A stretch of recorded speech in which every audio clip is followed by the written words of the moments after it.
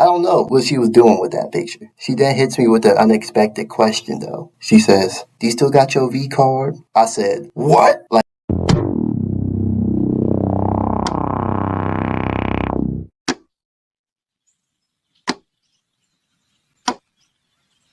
So if you're watching this video, I'm going to assume you're here from part 1. And if not, what are you doing here? Go watch part 1! For those of you who've already seen part 1 and need a refresher, or haven't seen it and you're still here for some strange reason, I'll give you a recap. And I'm going to spare you the long recap like I did on my Embarrassing L series. So basically, there was this girl in my math class, and she had a fat, never mind. I'm not J. Cole, guys.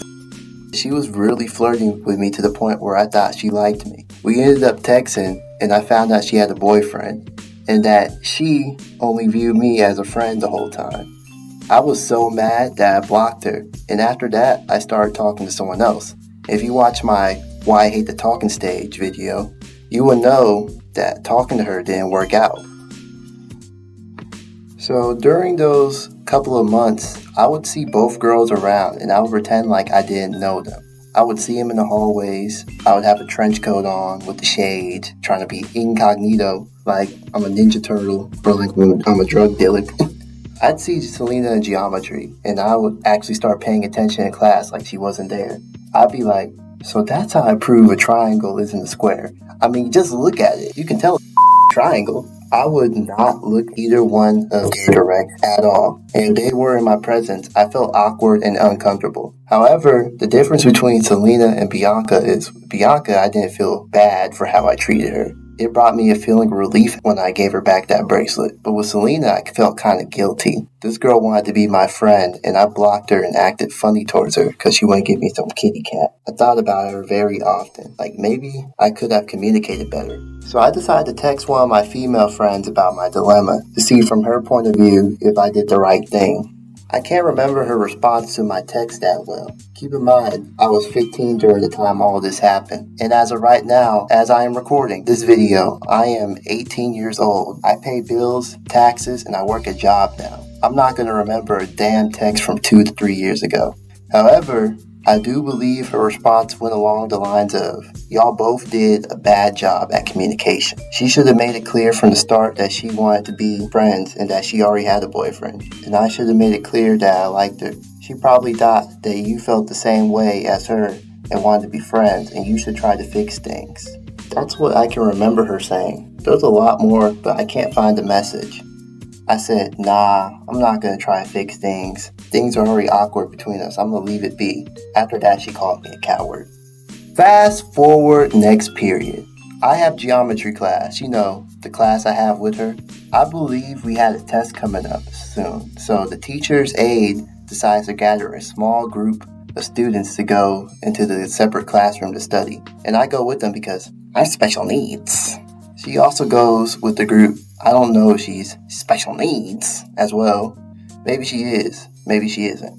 But as we're headed to the separate room, I decided out of a gesture of kindness, to open the door for her, to be a gentleman. Because, I open doors for everyone out of the kindness of my heart, obviously.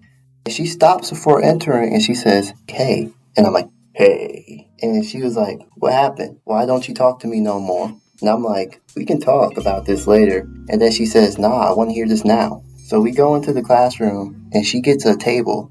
Then she's like, come sit next to me. I go sit next to her and she asks me, so what happened? And I explain why I stopped talking to her. She didn't explain that she wasn't with that dude anymore and he was kind of an ass. Then she hits me with that, so you like me, huh? line. And I admit to her that I did like her. She then says, you still got my number? And I'm like, yeah, as I unblocked her from my contact list. After that, the assistant teacher yelled at us for disrupting the class with our talking. But from then on, me and Shorty were on good terms. I was trying to keep it platonic because she was confusing me on if she was really feeling me or not. Especially since she gives off such flirty vibes, but told me she just wanted to be friends. So I decided if me and Shorty gonna be cool again, it'll be as friends because girls should not be my focus right now. It was going to be just school and the gym, which I wish was true because every time I tell myself this, I end up talking to a girl or catching feelings. Satan really playing like prime Michael Jordan, trying to keep me distracted from my goals. Because when I tell you, one day I'm headed to geometry class, talking with my homie Chris. By the way, shout out Chris B. I know you watching this video, nigga. Shout out to Chris B. And while I'm talking to Chris, this girl starts talking to me. She like, yo, you should sit by me today. And I'm like, yes, ma'am. As I sit right by her, and Chris is sitting by us too. So while I'm sitting by her, I'm being my usual weird self, drawing One Piece characters in class. And while I was drawing, she grabbed my drawing and added some shade into it. And I'm thinking to myself, are you trying to make me fall in love with you or something? She's asking me questions about my favorite anime. She's taking pictures of me for some odd reason. Probably like a snap streak or something. I don't know what she was doing with that picture. She then hits me with an unexpected question though. She says, do you still got your V card? I said, what? What? What? What? What? What? Like in the loudest voice ever, because I've never expected to get this far with a girl before in my life. This is a huge milestone. I'm a good kid. I stay inside and play video games all day. I'm not meant to be out here bending backs. I'm supposed to be bending controllers while I rage quit at Fortnite. She responded with, why are you so loud? And I said, nothing, trying to play it off all cool. Then I responded honestly. I said, I still have my V card unswiped. Her response was, you so innocent, but I'm not innocent. I honestly couldn't care less about her past because all the blood cells in my brain went towards my meat at the moment. She then asked me if my mom would let me link up because she wanted to go to the movies with me to see the new Scream movie. You're not slick. I'm on to you. I know exactly what you're doing. I said, yeah, and we planned a date. And I ain't never did this before, nah. And I ain't never did this before, nah. And I ain't never did this before, nah. And I ain't never did this before, nah. Later on in the day, I'm talking to my boys, and I'm telling them everything. And my homeboy Landon, he's been in a couple of my videos before. He says, what is this girl's name? I say, her name's Selena. He says, Selena? You know it's bad when they say their name twice.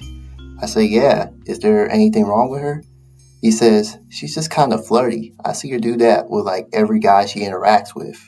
He says, low-key, she might be for the streets. Hearing that made me feel even more excited. Shorty got a reputation now, huh? It's finally my turn.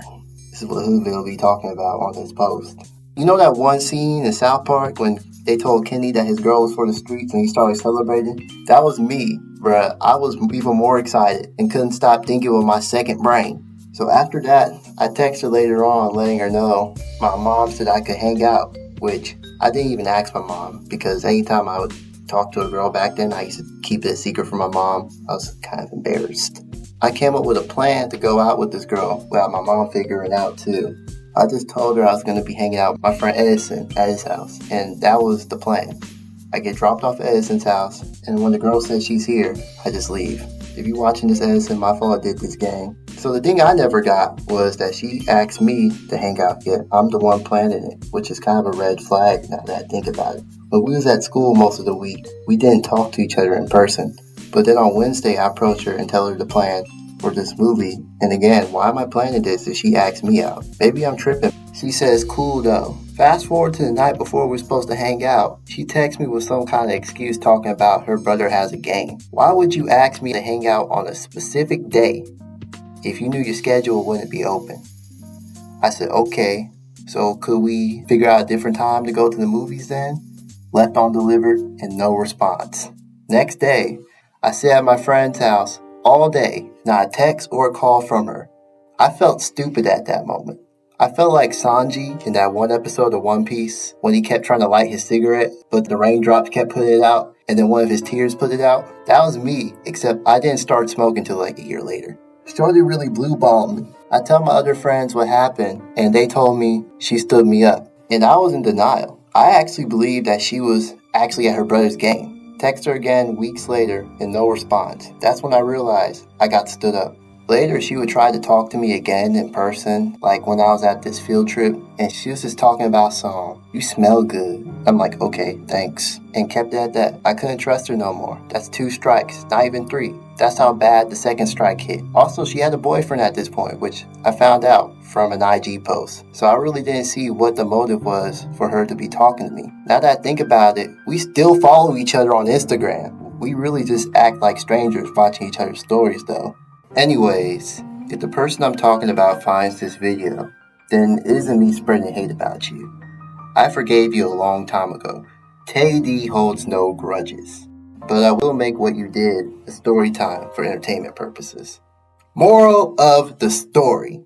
Honestly, bruh, I say if you ask someone out, you plan everything. If they not putting in as much effort into you as you are into them, then they are not worthy of your time. Because something I learned about girls, even though I'm not like a chick magnet or anything, is that if they genuinely like you, then they are going to be delusional over you.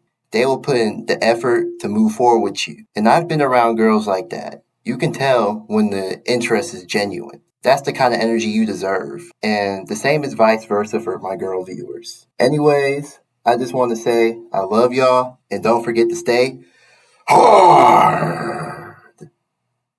All right, bye. I love you.